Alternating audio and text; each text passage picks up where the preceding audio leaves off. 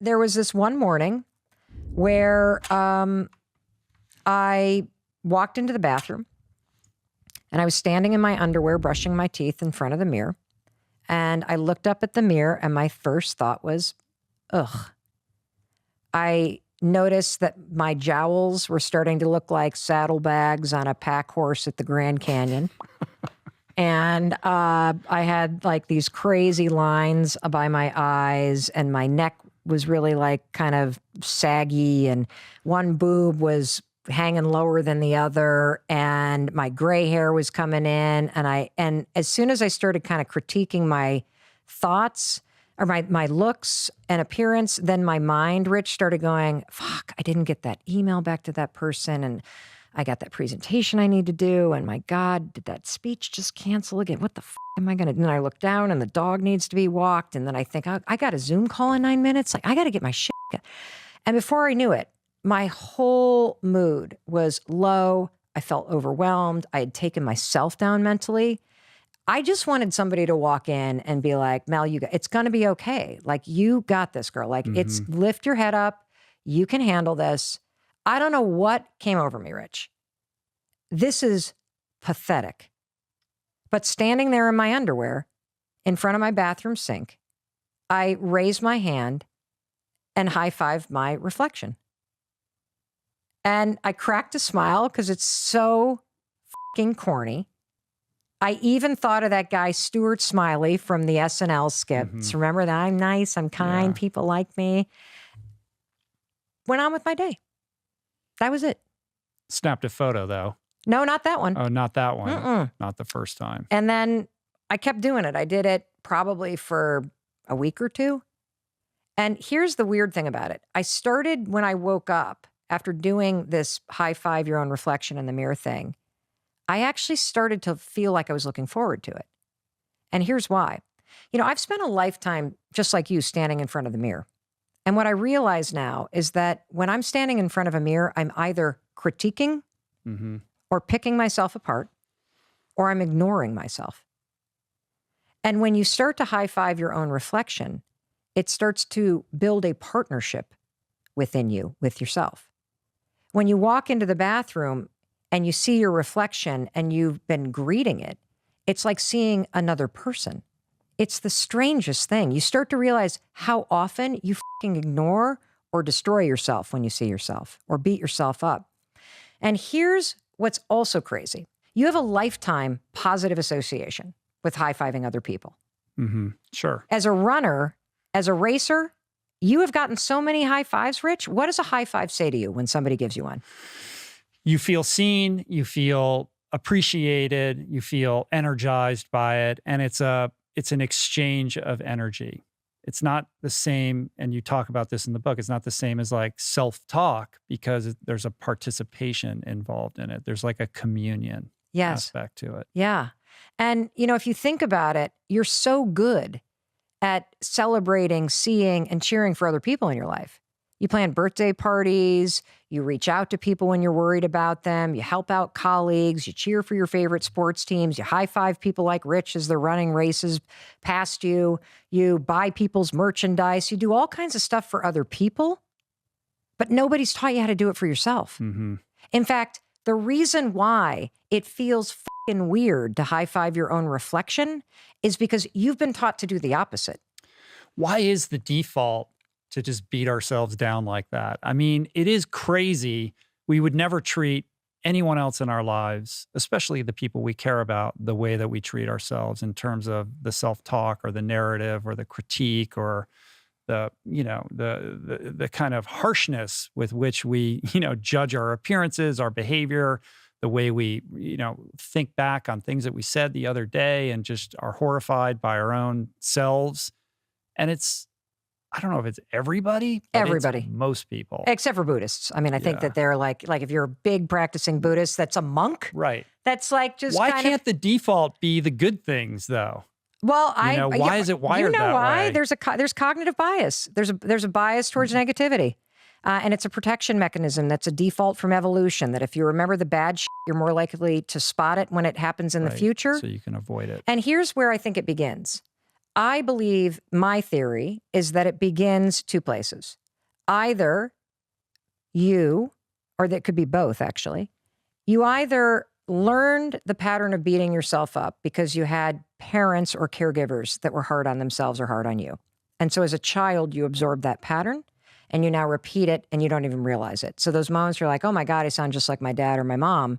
That is an example of a pattern that you've absorbed. Mm-hmm. So particularly for women, we've watched our mothers be critical about their appearance. We've watched our mothers ignore and criticize themselves in the mirror. And so we learn that from our caregivers. So that's one place. The second place that we learn it is when the drive in your life becomes fitting in. Fitting into groups in elementary, middle, high school, college, your neighborhood. That feels safe when you fit in. When you feel like you don't belong, you immediately go into a protection mechanism. And I believe a lot of the negative self-talk is a sorting hat type of mentality that we do to ourselves going, I can't be with those people. I can't be with those people. It's safe to be with those people. And you start to see yourself and the world around you as places where you belong and places where you don't. And part of the criticism, as fucked up as it sounds, that we engage in all the time is don't be too big, don't be too loud, don't show yourself too much, don't have blue hair, don't do this, other people won't like you. It starts as a way to protect yourself from being rejected, but the truth is you develop a habit of rejecting yourself. Right. Meanwhile, you're further divorcing yourself from who you truly are because you're not Correct. giving yourself permission to be yourself. That gets sublimated in favor of fitting in and, accommodating other people and acclimating your behavior around what will be approved of. Yes. So for me, I have clearly a lifetime of beating myself up and tearing myself down and regretting decisions that I made. And in the middle of stumbling through life, instead of being like, it's going to be okay, it's going to be okay, being like, you're really fucked up now, Mel. How does that help? Right. How does criticizing and being hard on yourself help? Your sense of feeling like the effort is worth it begins and ends with how encouraging, supportive, and kind you are to yourself. You have to become aware of it, and you have to realize that sometimes, like, the way you talk to yourself, like, believe it or not, it does impact us. And whether we want to admit it or not, I think sometimes people, when they're feeling so down about themselves, they have a hard time admitting that something in their life is going wrong because they're already feeling so low that the idea of even having something bring them even down lower, like, scares the hell out of them, right? Yeah. So let's break this apart. Let's role play here. Okay. So let's say you are, what was the sport that you played as a kid? I tried to play all sports. I wasn't very good, but I would say the sport that I was the most consistent with was basketball. Okay. So little Doug is on the basketball court and there's a foul and Doug is the person that is selected to shoot the free throw. And little Doug steps up to the free throw line. And then all of a sudden they call a timeout. And you come running back to the huddle. What would be the most empowering and encouraging and motivating thing that your coach or teammates could do or say in order to help you perform and feel your best when you step onto that line? Like, I believe in you and you're going to make it. I believe in you and you're going to make it. You got this. And then they send you back into that game with a high five, right? How would that make you feel, little 9-year-old Doug? I'd feel pretty confident. Right. Now, how would little 9-year-old Doug feel if when you came back to that huddle and you're about to go do this free throw, that your teammates are like, oh, him? He's a piece of shit. He screws everything up. Are you kidding me? What? What? Oh my God. Well, he shouldn't be the one that does. How would that make little Doug feel? It would probably obviously make me feel like I'm not going to make the shot, so why even bother? Correct. What you say to yourself matters. Right. And we understand that from a common sense perspective. But somewhere along the line, we have all stopped saying, you're going to make it. You got this. And we've started saying, you're a piece of shit. You're not good enough. Why even bother? And when you send yourself into a conversation, into a presentation, into even typing up an email, when you start your day by saying, I look terrible, I screwed up again yesterday, I hate my life, that's not going to motivate you to change it. And so your sense of feeling like the effort is worth it begins and ends with how encouraging, supportive, and kind you are to yourself.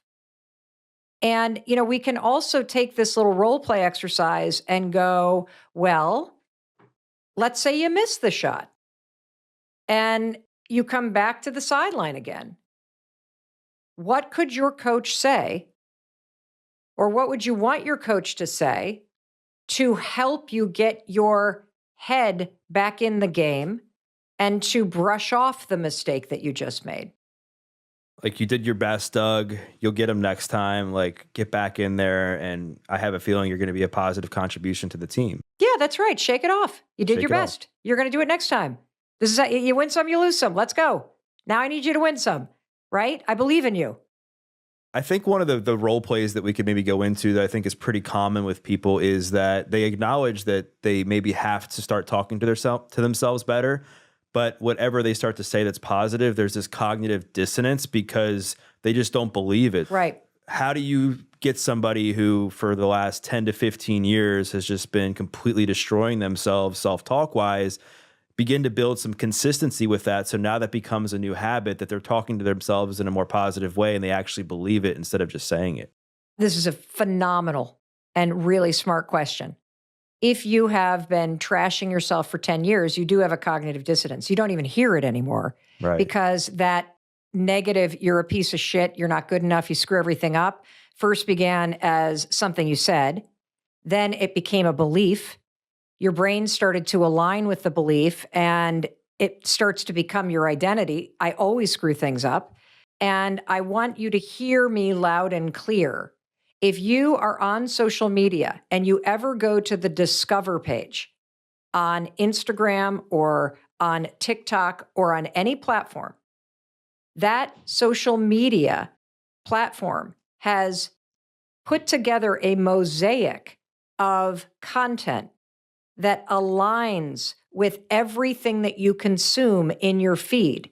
That social media platform on the Discover page has assembled a world on social media that looks just like the stuff you're always looking at. Your brain works exactly the same way. One of the reasons why it is so important for you to identify how often you are trashing yourself or being pessimistic or you are being negative in your attitude and unkind to yourself is because as long as you think and speak that shit, the Discover page of your mind presents a world that matches to that negative dialogue. So that's why this is critical. The second thing that you need to do, because you're unconscious to it, right, is there are two things that are going to work, because just trying to speak kindly often doesn't work because you have so trained your mind that you think you're not good enough, that saying, I'm good enough doesn't work because your brain literally looks at you and like, who are you talking to? Like, because I can't be you. So there's two things that will help you based on the research. The first one is journaling exercises, because there is something that happens when you create a new habit where every single morning before you look at that social media, you open up a blank page. And the way that I journal is very simple. I always start by writing down 5 things that I want. And I just let them flow through me. What are 5 things that I really want? And it might be something small. It might be that, I want a really cool new pair of sneakers. It might be something big. I really want to feel happy. It might be something that is a feeling like, this pandemic has kicked the shit out of everybody. I am not immune from the feeling of burnout or the feeling of languishing, the feeling of disconnection even from self that we can all feel when you're isolated for this long and you're remote for this long and you're stressed out for this long. And so allowing yourself to write down 5 things that you want. I want to feel like myself again. It allows the things that you desire to flow through the self-doubt and through the negativity and through all the crap that buries it and pushes it down, and it allows it to come to the surface. And the writing it down is important because your mind is paying attention. That discover page that your mind creates pays attention to what you say is important. And if you begin a new habit of just starting your day with a blank piece of paper and writing down 5 things that you want, every day. It can be the same things every day. It can be different things every day. You just allow yourself to do this. You will start to build the skill of being connected to what you desire. You will start to develop a skill of tuning out the self-doubt and tuning into what you want. And this is really important because your brain is paying attention, and it doesn't require you to talk to yourself. It just write it on a piece of paper. The next thing that you're going to do, step 2, is write down why you want these things. Because if you have a negative dialogue, Doug, you have for decades talked yourself out of the things that you want. You have filled your heart and your soul and your mind with all the reasons why it's never going to happen. And so by starting every day with a new habit, write down 5 things that you want and then write down why you want these things. You are developing a skill of listening to what you want instead of listening to the self-doubt. That's step 1. That's one thing that you can do to fight decades of negative self-talk. The second thing that you can do is every morning after you brush your teeth, add a high 5 in the mirror to your reflection to your morning routine. That will have a shockingly powerful impact on your negative self-talk.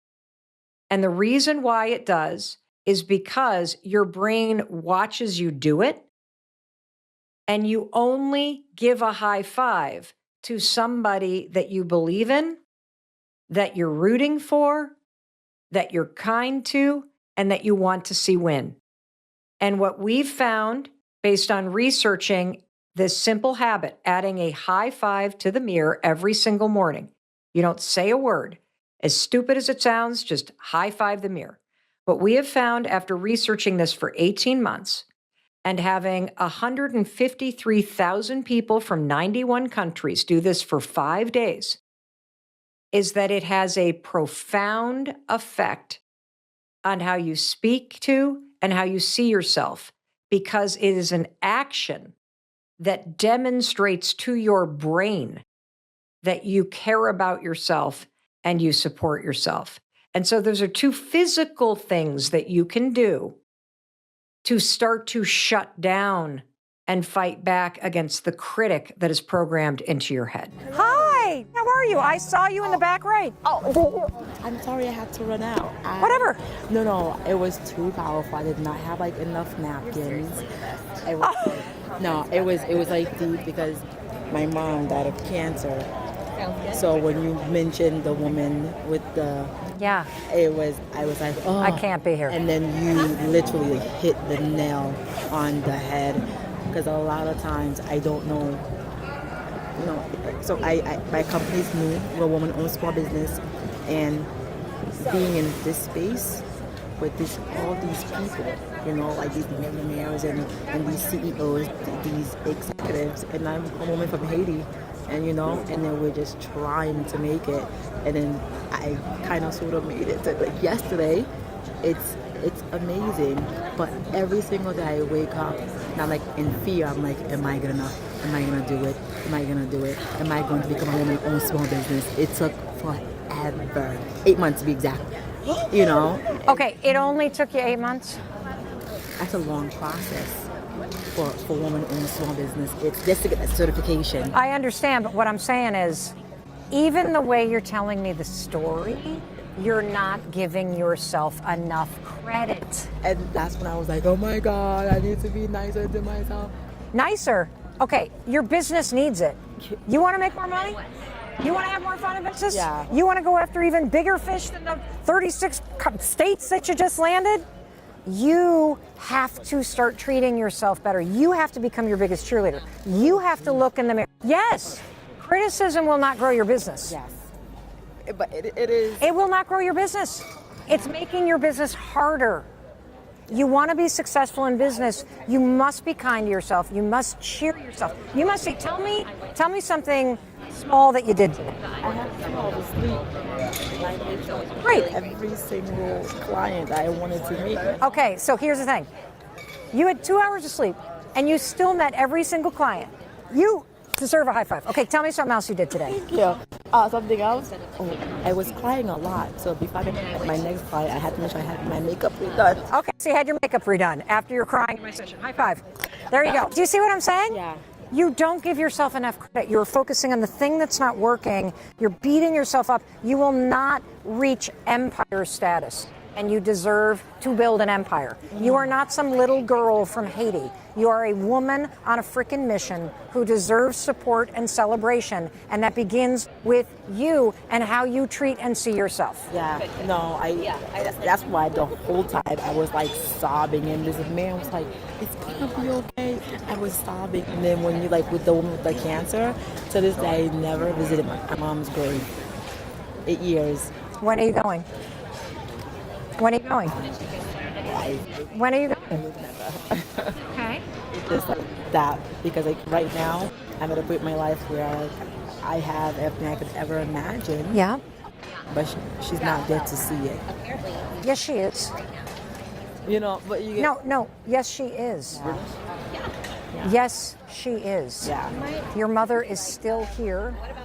Your mother sees you, and you need to go Oh, see her. I'm like not gonna cry, but I just got like my makeup. Like, oh my God. She did You a need really to go good see job. her.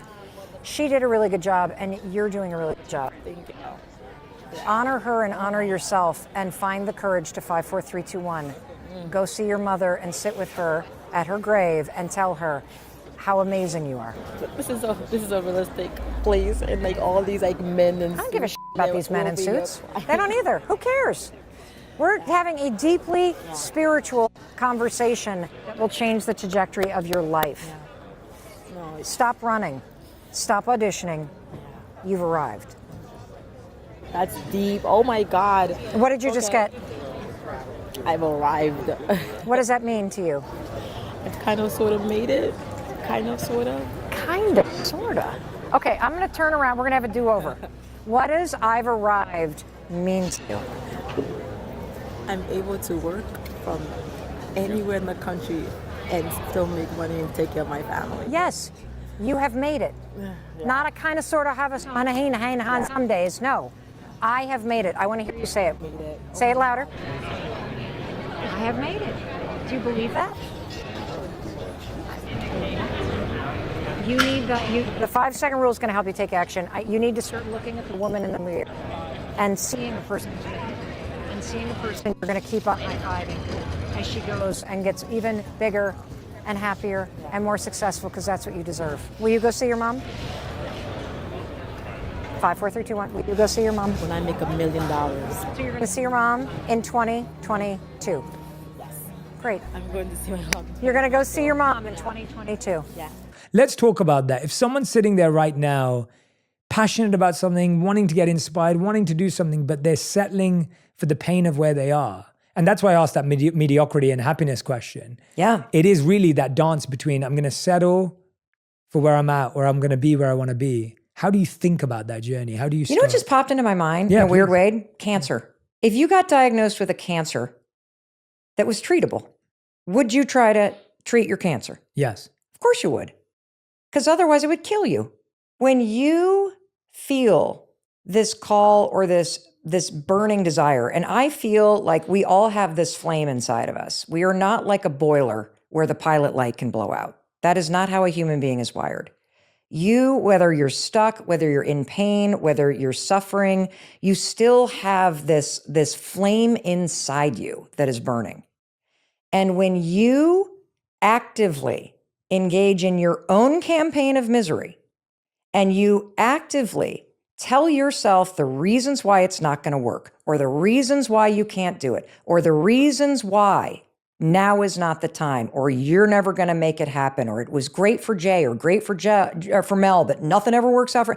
When you engage in your own campaign of misery, you are creating literally a cancer inside of you that eats at you.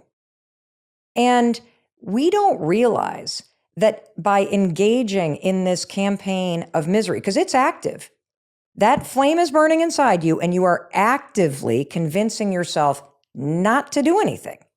It is an active, engaged, that's why I call it a campaign, because that flame is going to keep on burning, which is why the campaign has to get louder and the excuses have to get louder. And you know what starts to happen?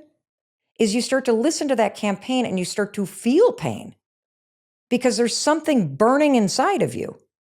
And the only cure for this is to stop listening to that campaign and simply start taking small steps, just one every day toward the thing that you want. I talk to my daughter about this all the time. So she dreams, absolutely dreams, of being a singer-songwriter, solo artist with a successful career, literally stadium tours. And if I'm being perfectly honest, this kid has all of the talent and all of the, like, she's one of those 5-tool players, and she is a great person, kind, and just awesome. And she's even in a program for it, the best in the country. She has everything. She just has to do the work. What is the work? Well, the work is simply writing crappy songs every day. The work is not listening to the campaign of misery, because all around you, you're going to see evidence of this person's better, or that person this, or this one's that, or there. When you listen to that campaign in your head, it is like a cancer inside. It causes pain because you can feel when you are giving up on your own potential. And that is the worst kind of life to live. And we're all, I remember I was the president of that campaign in my own life. Like, you know, I was like, when you, and I want people to understand this, is that everyone you think is doing something good with their life, at one point they were the presidents of this campaign of misery in their own life. I remember saying, well, that never's going to happen for me. Those things only happen to those people. I remember also watching things, and this was the key one that I realized had to go. Me and my friends, and my dream when I was young was to be a spoken word rap artist. Like, that was my goal. Like, I've always loved words. I've always loved having a large vocabulary. I've always loved bending words and making them rhyme. And I think that's why I love words today. And what we do so much is that. And we would sit there and we would watch rappers or artists that were up and coming, and we would critique them, and we would almost talk badly about them. We would criticize them, and we talk about how rubbish they were and how untalented they were, and if we had those opportunities, how good we'd be. And I realized that today's culture is propagating that even more, because now we're just scrolling through TikTok or Instagram, and you'll see someone who's doing what you want to do, and you may think you can do it better. But instead of doing it, we're spending our time watching someone else doing it and going, well, that sucks, that's rubbish. Right. I actually have friends who message me stuff like that sometimes, and they'll be like, look, you know, I've been wanting to make videos for a while, and they'll send me someone who's made a bad video in their opinion. And I said, you know what's really interesting? When you're on social media, you look at everyone who's doing worse than you. I said, when I'm on social media, I look at everyone who's doing better than me and learn, right? It's like, there's those two mindsets. You're either criticizing someone, or you're creating and learning and growing. And so I just feel what you're saying is so true. And I think I spent so much time thinking I had something, but then not doing anything with it. Yeah. So a couple things. I want to give everybody a visual. Yes. Because I find Jay's into words, I got to have a picture. Like, my mind is not the words mind. You are either in the stands commenting about the game, or you're on the court playing it. And right now, I want you to think about that flame inside you, that dream that you have. And I'm going to go back to my daughter, who is on the court, but she will be the first to say that for many years, she was engaged in her own campaign of misery, sitting in the stands, telling herself why she can't get on the court right now. And so I like that visual because at any moment, it literally like cuts right to the truth. Are you in the stands criticizing the people who are playing the game or being jealous of them, or in the stands telling yourself it's not time to jump in, or are you on the freaking court? There's only two places to be in life. That's it. There is no middle ground here. And so what I want to say also is that being in the stands, it is loud. It is an active thing that you're doing. This is not a passive thing that we do to ourselves. We actively argue against our dream and our potential. And that is 1,000% tied to your happiness, to your confidence, because if you are arguing against your own God-given potential, you are actively destroying your confidence. You're actively destroying possibility in your life. And here's the thing, you freaking know it. Yeah. People know when they have imposter syndrome. They know it. They talk about it openly. And I also hate the term fake it till you make it. And here's why. When you say, I'm just going to fake it till you make it, you are calling yourself a fake. It amplifies your self-doubt. Instead, say this, I'm going to get on the court and try until I make it. Because the pain of sitting in the stands and never getting down there is way greater than tripping on the court. Way greater. You're causing and this is the thing I want people to understand. You are causing yourself so much pain by laughing off and making jokes about how it's never going to happen. You are causing yourself so much pain by thinking about it. Get out of the freaking stands and get back on the court in your life. I did this to myself for years about the podcast. You know, I'll tell you some insane stories. So here I am, crazy successful in the audiobook world. The most successful self-published audiobook in the history of audiobooks is The 5-Second Rule. That leads to a 7-book Audible original deals with Audible because of the success of that. And I kept telling myself, Jay, I'd look at you, and I'd look at a ton of our other friends who, have these amazing podcasts, you, Rich Roll, just everybody. And I'd be like, I missed the boat. I'm too late. There's 2 million podcasts out there now. I can't do this. I don't have anything different to say than Jay. Jay's already got, it covered. Like, why would I jump in there now? And then I would in the stands for 6 years. And you know what else I would tell myself? Well, you're just successful because Audible's your partner. And if you were to try this, you're going to fall flat on your face. And you don't have time. And here's another thing that I tell myself. Well, who on earth is going to come to Boston to sit in a studio with you, Mel? Everybody's remote now. Boston is not a media place. Nobody travels there. Just in the freaking stands, telling myself, no, no, no. Now, here's the thing about campaigns of misery. It does not actually mute the heartache and the pull that you have, because your dreams actually can't leave you. They're meant for you. Mm-hmm. And so all that campaigning or the drinking or the numbing out or the avoiding the thing that is inside you, it doesn't make the dream go away. It just creates more pain. And so finally, it was 2 years ago that I'm like, I have to take my own advice. And I got to make some major changes, because I knew when I was going to step into the podcast space that I was going to make it the only thing that I was doing, that I needed to complete all the speaking engagements that I had. I needed to create different boundaries around, I had to get serious about taking the steps and getting on that court. And that's what I've been doing for the last 2 years. And a lot of people don't know that I actually got my start in 2007 hosting a local radio show. And I have wanted to get back to radio for almost 12 years because I love the intimacy of it.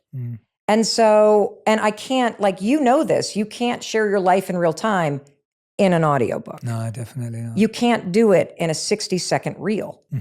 But I, too, sat there in the stands, actively engaged in my campaign of misery. Here's another area of my life where I engaged in campaign of misery: loneliness. I have been profoundly lonely for a while now. And by lonely, I don't mean alone, because there's people around me. But I have, and I think a lot of people feel this way, and I know a lot of women do, particularly when your kids get older and the social, like things change. And I think a lot of us are struggling with adult friendship. And especially coming out of quarantine, people are now kind of, I don't want to leave my house, not because of anything going on, but because I like being home. Yeah. And so I started to get serious about the fact that I was really in the stands in my life, complaining to myself that I didn't see my friends, that I don't have friends, that I'm really lonely, but I wasn't on the court. What are you going to do about it? Because it's easy to actually start making friends if you send texts every day to people and you make plans. Yeah. Oh, Jay's in Montreal. Why don't I text him? Yeah. Oh, he's in the same hotel. Why don't I go up 7 floors and go see him? Because my monk is in the penthouse. You know what I'm saying? I love what you're saying. I can resonate with it so much. And there's a journey from Where is your campaign of misery right now? Oh, that's a great question. Where is my current campaign of misery? Where are you in the stands in your life, Jay? Mine is actually, I grew up loving, I went to public speaking and drama school. And public speaking became a huge part of my life and drama stopped. And drama is something I'd love to get back into. Really? I loved acting growing up. I loved the idea of getting into someone else's emotions. And I loved the idea of learning about new characters and understanding. And I keep wanting to do it. And 3 years ago, when the Bad Boys movie came out, I was asked by Sony to be in their theatrical trailer for TV. And so I played the role of a therapist with Will Smith and Martin Lawrence. And I had so much, it was so uncomfortable because I hadn't done it for so long. I went to drama school for 7 years. It was so uncomfortable doing it. And I got an acting coach that week and I practiced and I learned all my lines. And then I got there on the day and they gave me a new script. They said, the script's changed. And I'm going, guys, I had 5 days. I knew about this 5 days ago. I had an acting coach every day for 2 hours a day. And they give me a new script. Then they come in 10 minutes before, I've been waiting around for 2 hours learning this new script. We get there and they say, oh, by the way, Will and Martin have scrapped the script. There's no more script. They're just going to freestyle and you're going to have to freestyle. I'm like, you want me to freestyle with two of the greatest to ever do it? And I'm not a comedian. Now, were you friends with Will at this point? Not in the way we are today. Okay, so like, because I think people might be like, yeah, but you guys are friends. So you're like, but this is like not a friend of mine. Yeah, we were acquaintances, but not in the relationship. I think that's important. Yeah, and I didn't know Martin at all. I'd never met him in my life. And so I am fully feeling imposter syndrome. I'm fully in my discomfort zone. And I had the most fun. You're on the court. Yeah, I was on the court and I had fun. But then since that day, I retreated. and so that's been, if I'm completely honest, that's where my heart is. I love the idea of getting to be, I've always loved biographies and I've always loved autobiographies. I've always loved true stories. And so if I had the opportunity to learn or play or be in a true story, that would fill my heart with a lot of joy. Is there somebody that you would dream of playing? No, I don't have that. That answer I don't have clear. But yeah, that would be my honest answer to that question of that's something I'm in the stands on. There's so many excuses. I'm like, well, Jay, if you did that, then it discredits all the work you've done up till now. Well, Jay, if you did that and it doesn't work out, then what about the people that you coach in that industry? Like if you did it and you did it really well, then people will call you a sellout because you chose to do something completely different. And it's not saying I want to do that and stop doing what I do today. It's just that there's a part of that expression that I'm so creatively inspired by that I'd like to try. Yeah. And again, it's try, right? It's not, and I wanted to get, so that's what I want to talk to you about. It's, what was the heart of my question before? I'm so glad you asked me that. Thank you. I've never publicly talked about that. I've never shared that really with anyone beyond my wife. How do they start to shift for those that are ready? Okay, great. So if you are sick and tired of beating yourself up, if you are sick and tired of focusing on what's not working, if you are sick and tired of the self-doubt and the self-criticism and the self-hatred, this is a game changer. And I only learned this 18 months ago. So despite all of my success, Koya, on the outside, being me was this weird mix of having positive outbursts of energy and enthusiasm in the moment, combined with a deep, relentless, grinding internal voice that was critical, that had a lot of self-hatred, that was constantly making me feel like the world was aimed at me and that I was screwing everything up.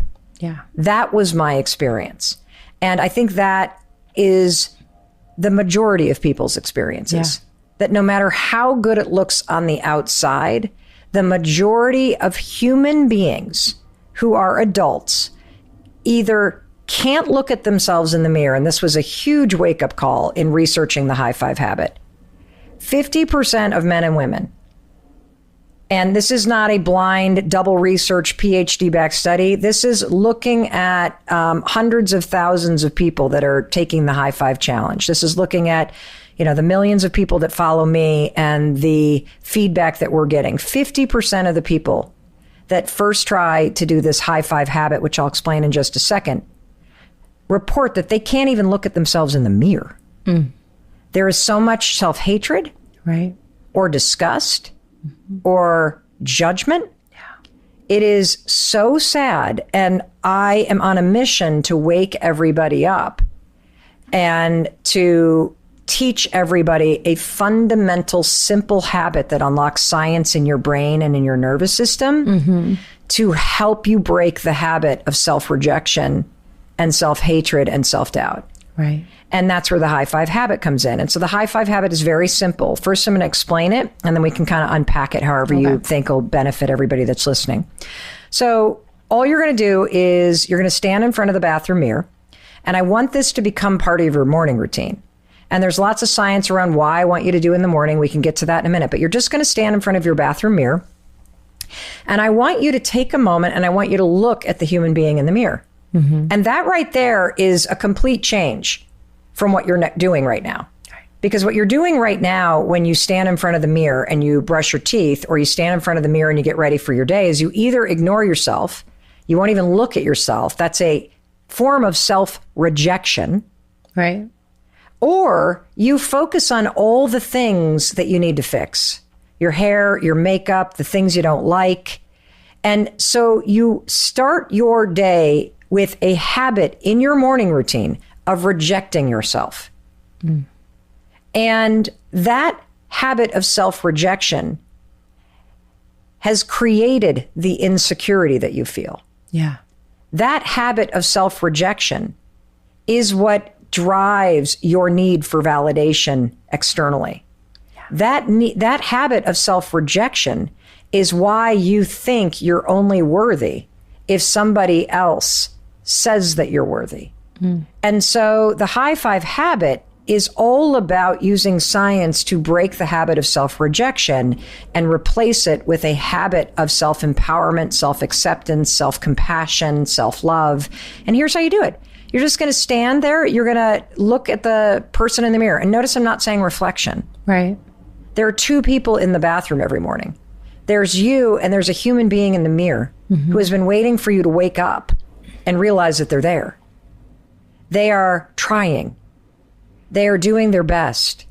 They are so beaten down by your relentless criticism. They need you. They need you to see the positive. They need you to compliment them. They need to be kind to them. Yeah. And so I want you to take that in for a minute, because you're staring at your soul, at your spirit, at your essence, at your humanity. And most of us have never actually considered that. I hadn't. And then what I want you to do is I want you to just reflect for a second as you look at that human being. What does she or he or they need from me today? Something you've never asked yourself. Because right now, what your morning routine is that you drift into your day and you start thinking about everybody else. What do you need to do for everybody else? Right.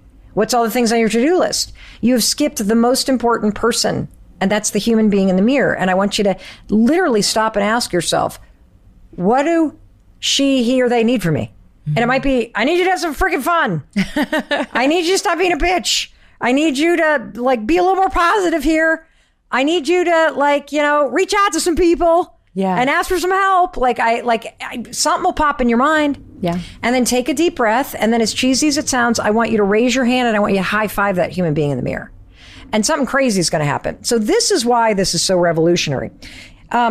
regardless of how weird the high five habit feels, regardless of how much you may resist it, regardless of how kind of corny it is, you will immediately feel your mood shift because your brain doesn't know the difference between high-fiving somebody else and high-fiving yourself. That's what I love about it. I love that it's so simple and silly because we need to play more. Yes, yes. And so when you give somebody a high five, Koya, what does the high five communicate? Yes, we got this. You're awesome. Just love. Yes. Basically, it communicates love. It does, you're right. And it communicates a lot of different forms of love. Yeah. So it could be a high five that's really like encouraging, like, I see this is hard, you got this. Yeah. It could be shake it off, keep going. It could be, I love you, it believe in you, we're together, it's partnership. It's like this massive, wonderful feeling of love. You have never high-fived somebody and thought, I hate you, I hope you fail, Yeah. you're ugly, you're worthless. Like, you've never done it. And so you can stand before yourself in the bathroom mirror and hate the person you see.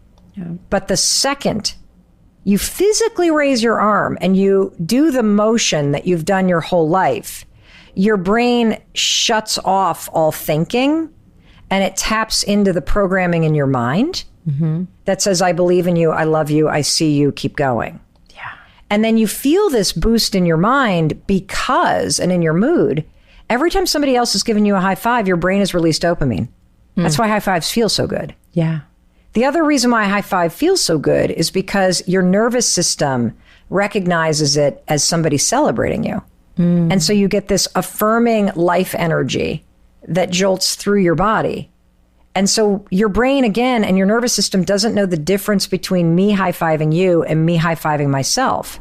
So even on my lowest days, Koya, when I high-five myself, I get a dopamine drip.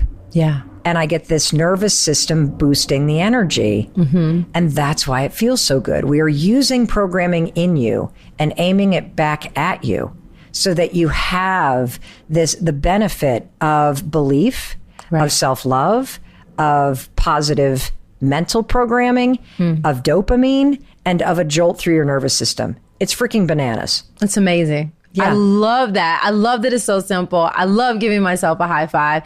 And I love something that you say. You say, and I don't know if this is your quote or something from someone else, but you say, the way you view yourself is the way you view the world. It's true. That's powerful. It's true. Well, let's talk about people pleasing. So many of us struggle with people pleasing. Well, people pleasing for a long time, I thought people pleasing was about like making other people like me.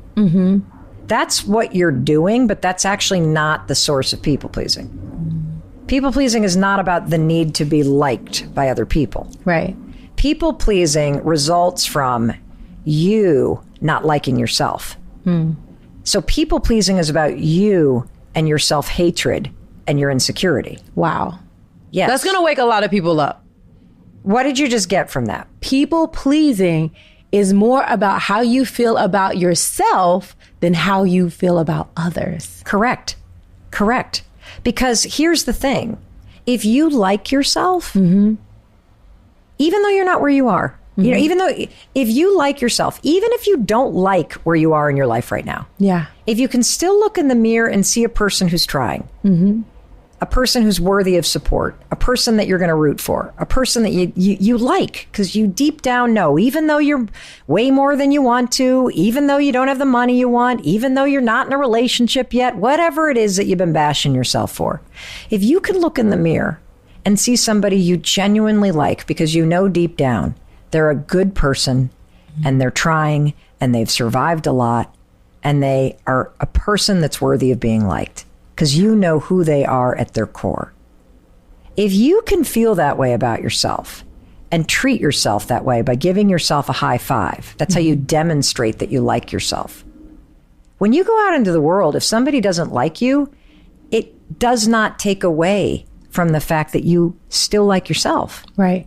If you treat yourself with respect and somebody out in the world disrespects you, that will not change the fact that you still treat yourself with respect. Right. The core problem is that most of us look in the mirror and reject the person that we see. And then we bring that insecurity out into the world. And we are looking at lovers and bosses and friends and family to then make us feel secure or make us feel loved. When the root problem is we don't love and like ourselves. And so we got to bring all of that back in house. Right. Using the high five habit, you can show yourself, demonstrate to yourself, and practice what a person who likes and loves and respects themselves does, which is they wake up every day and they treat themselves with loving kindness. And the best part for me about the high five habit is you actually don't have to say a word. And in fact, I recommend that for the first 5 days, you don't. Because your self-critic and your brain programming is so negative and relentless, and it's been in there for decades, that I want you to feel the benefit of the science. Right. I want you to just stand there and look the human being in the eyes in the mirror. And I want you to raise your hand and notice what you're feeling. You can't help but crack a smile after you do this for a couple days because of the dopamine. Right. You can't help but shift how you see yourself because of the nervous system wiring. We've had reports back now from people who have said this really interesting thing. They've said, you know how you can you recall a time in your life where you actually remember getting high fives? Yeah. When was it? Can you describe it? Put us at the scene. Okay, put us right at the scene. Oh, yeah. So playing basketball, I mean, that is the best place for high fives. High school, I mean, for a whole year, I rode the bench. But when I actually started getting rebounds, making points, high five. The more high fives I got, the better I got because it boosted my confidence in myself. Correct. And, there's a study actually with the NBA that proves this. Yeah. So they took a look at NBA teams. Researchers did. I think this was in 2011. There's a massive article in the Wall Street Journal about this, as well as a published academic study. They looked at NBA teams. And do you know you can predict what teams are going to have the winningest record at the end of the season by looking at behavior in the preseason? And the behavior that predicts whether or not an NBA team is going to have a winning season or not is the number of pats on the back, fist bumps, and high fives that a team gives one another in the preseason. Wow. Because just as you said, based on your lived, felt experience, playing basketball, being in high school, being on a team, feeling the encouragement, the momentum, the support. High fives aren't gestures. They communicate trust and partnership and belief. So when you high five a teammate, you're communicating, we're in this, I believe in you, shake off that shot, even though you're on the bench, you're a valued member of this team, keep trying, keep going. And the corresponding data about the teams with the worst record was also true. They had the least number of pats on the back and fist bumps and high fives. Why? Well, when every player's in it for themselves, it creates distrust and selfishness. Right. And so by high-fiving yourself in the mirror, you can create that same partnership with yourself, and that same momentum starts to get created every single morning when you send yourself into the game of life every day, the way you would send yourself back into the game of basketball after having a team huddle. I love that. And it actually brings me to one of the most important pillars of Get Loved Up, which is spirituality. And I kind of want to dive into spirituality with you because I feel like giving that high five is bringing people back into divine alignment with themselves. Okay, say that again, because that is exactly right. Giving that high five is bringing people back into alignment with themselves, with spirit, with the universe, with God. Because that negative self-talk is taking you out of alignment with love, out of alignment with spirit. And so that one act, because I know you say habits, I say ritual. We have so many different language, but what I feel when I give myself a high five and when I practice that positive self-talk is alignment with spirit. 1,000%. So all of the negative talk, like remember, let's go back to the two human beings in the bathroom, you and the human being in the mirror. Yeah. The negative self-talk stands between you two.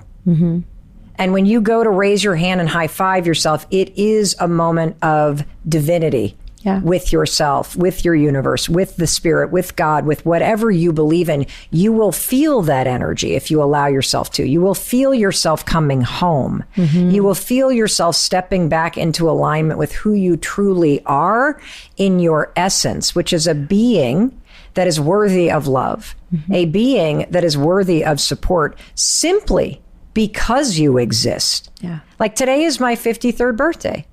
And when I think about birthdays, right? What are you actually celebrating? Right. You're celebrating life. You're celebrating your breath. You're celebrating the fact that you're still here. Yeah. And there is something divine about that. And every single morning, if you make the high five habit a ritual that starts your day, you are also bringing the celebration of your life and your existence into your morning. And the thing that I love about this, because, you know, I love gratitude and I love meditation, and these are extraordinary practices that with documented benefit. You know, I'm married to somebody who's a Buddhist meditation instructor and a certified yoga instructor. I love Chris. Yeah, Chris is just awesome. And, you know, interesting thing about Chris, though, is that here he is practicing every single day. He is a disciplined guy, right? Meditating daily for probably 8 years. Yeah. Okay. Meditation teaches you self-awareness, and it teaches you how to not react to thoughts. It doesn't change the default opinion that you have about yourself. Gratitude, if you look at what most of us write down when we practice gratitude, it is external. It is rarely something within you. And what I love about the high five habit and why this simple ritual is so divine and spiritual is because it is about reconnection with self. It is and will. What I've experienced after doing this now for over a year is when I step into the bathroom, I don't even need to high five myself. I still do. Right. But what's happened over this repetitive ritual of raising my hand in celebration, encouragement, empathy, support, and love to myself every morning, no matter where I am, where I'm waking up, how I feel, just part of how I begin the day, is over time, because of the science, it has reset my mind. Right. I don't even see a person I would ever criticize. I don't even see my face. I just see this human being that I love. That's beautiful. And I think with meditation, with the high five, with these rituals, it gives us the time to come back to center. And people use things in different ways, but it is the opportunity to come back to center, to kind of crowd out the noise. Well, what do you think is the steps to gaining more confidence in ourselves when we doubt? So I always thought that confidence was a thing that you feel. And I have come to prefer that confidence is something that you do, meaning that, you know, a lot of people like to think, okay, well, you're going to feel confident first, and then once you feel confident, then you'll take the action. And that's wrong. It's not a chicken or an egg in my mind.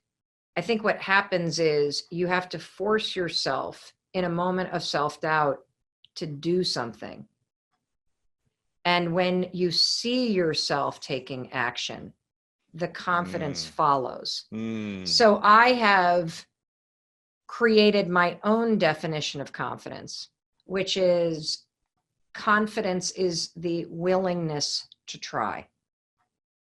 And you display the willingness to try when you take action. Yeah. It's a lot like the relationship between courage and fear.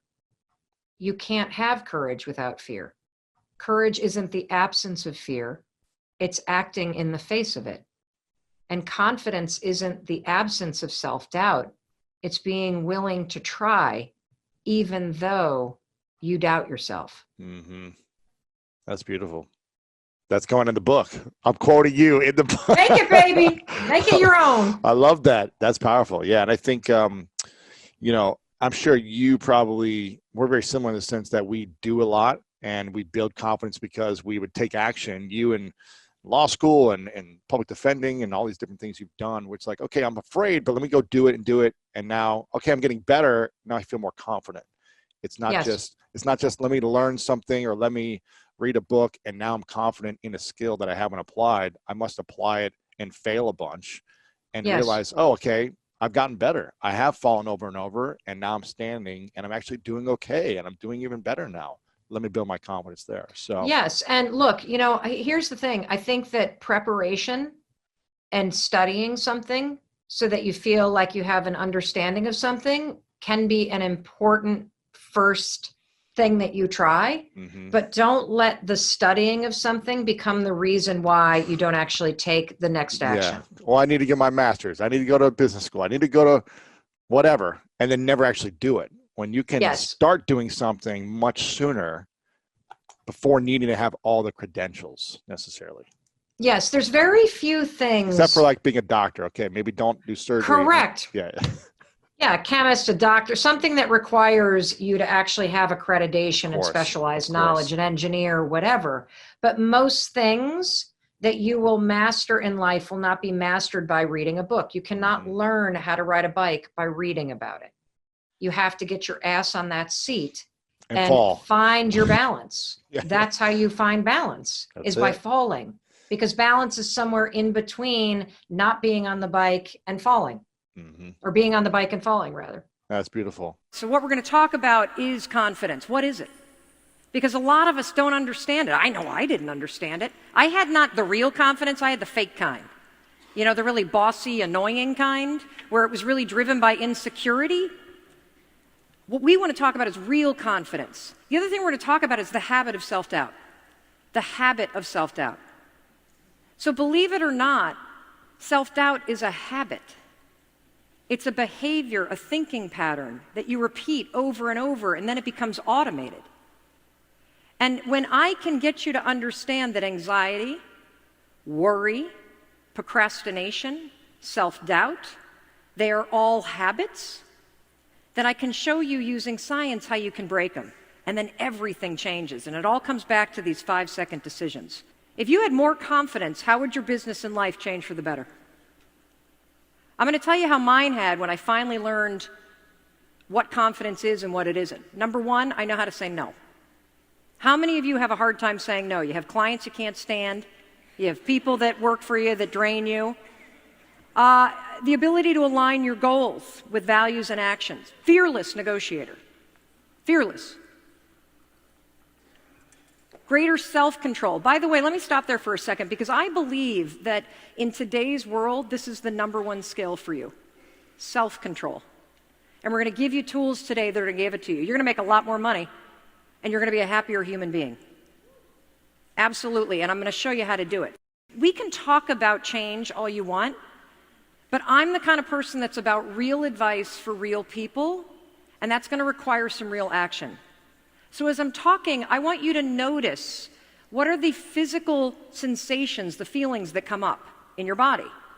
When I ask you, how would your life change if you had more confidence, and you have an answer, do you feel yourself shrinking? Do you feel yourself talking yourself out of raising your hand?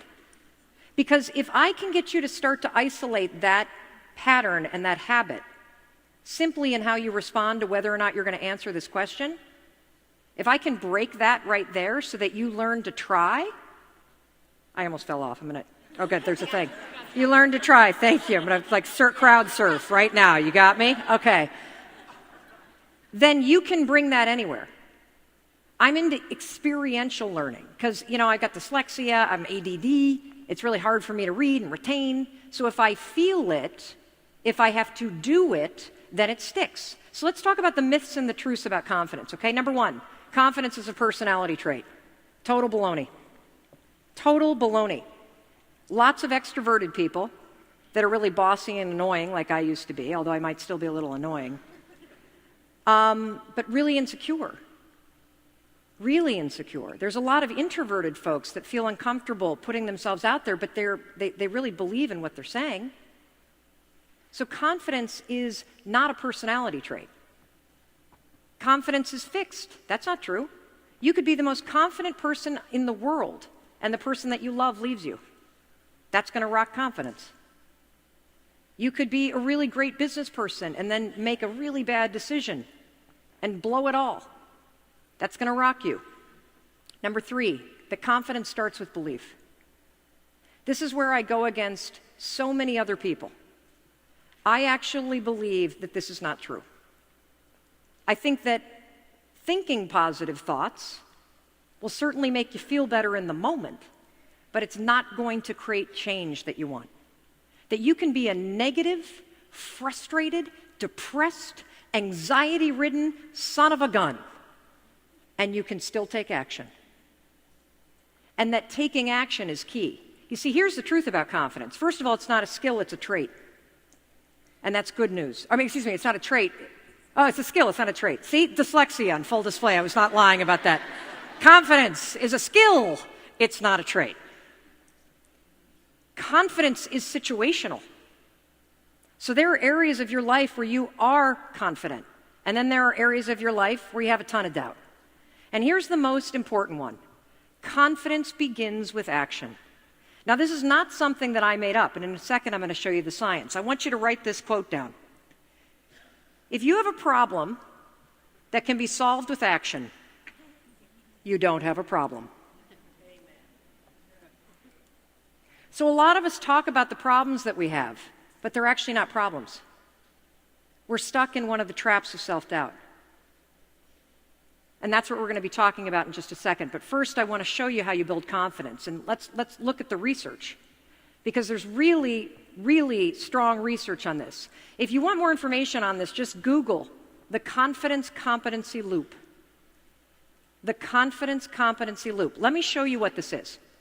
So basically, if you try something, he's either going to succeed or he's going to survive. Now, what happens if you survive it?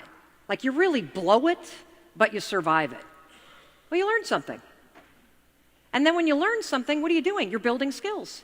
And when you're building skills at something, what are you gaining? Competency. All competency means is that by learning something over and over and over again, you have to do less thinking about it. So you don't have time to get anxious. Just like me in the bed.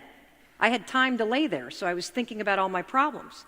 The more you do something, the more that you try, the more you build skill and competency, and that is where confidence comes.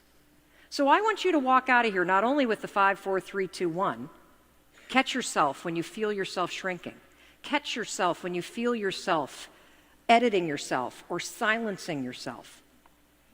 I also want you to walk out of here with a brand new definition of confidence, which I'm going to give to you in a second. Because check this out. All of us are going to feel failure. Let me show you what happens when you are afraid of failing, when you're fearing it. First of all, you're going to start thinking, aren't you? Ooh, I don't know if I want to give a speech. I might be really bad at it. And then I don't know what I want to talk about. And I'm not really sure. Am I ready? Am I not ready? Should I wear the tennis shoes? Should I wear the heels? Should I not do this? Should I do this? And then, of course, as you think, you're going to start to doubt yourself. And this becomes this loop. This is what researchers call a habit loop. We're going to get more into this. This is a chunk of behavior that gets encoded in this part of your brain. You see, you're not a doubter. You have a habit of doing it. The same is true, by the way, when you feel nervous.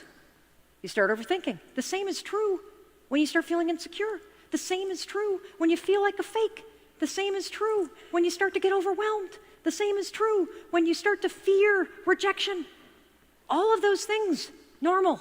It's normal to be afraid of being rejected. It sucks. It's normal to feel nervous. These feelings are normal. Acting nervous is a choice. There's only one way to break a habit loop. You have to insert a different behavior. Pretty neat, huh? See, we spend way too much time with the red arrows. I got to be fearless. I can't ever worry. It's terrible to feel like a fake. No, it's not. It's normal. In fact, you're going to. When you first relaunch your eco-adventure company, you're going to feel like a fake. That is normal. Acting like one is a choice. So the only way to break the habit of self-doubt and thinking is to take action. And what action are you going to take? 5, 4, 3, 2, 1. And that, if you do it over and over, puts a new habit in place. This is how you build confidence, one 5-second decision at a time. Let me show you a little bit more science. So right here is your brain. And the red part right there, that's the basal ganglia. That's where all your habit loops get encoded. Everything that you do that you don't think about. Worrying. Let me give you another example. when you put on your pants, do you put your right or your left leg in first? You're thinking about it, aren't you? You don't when you pull your jeans on.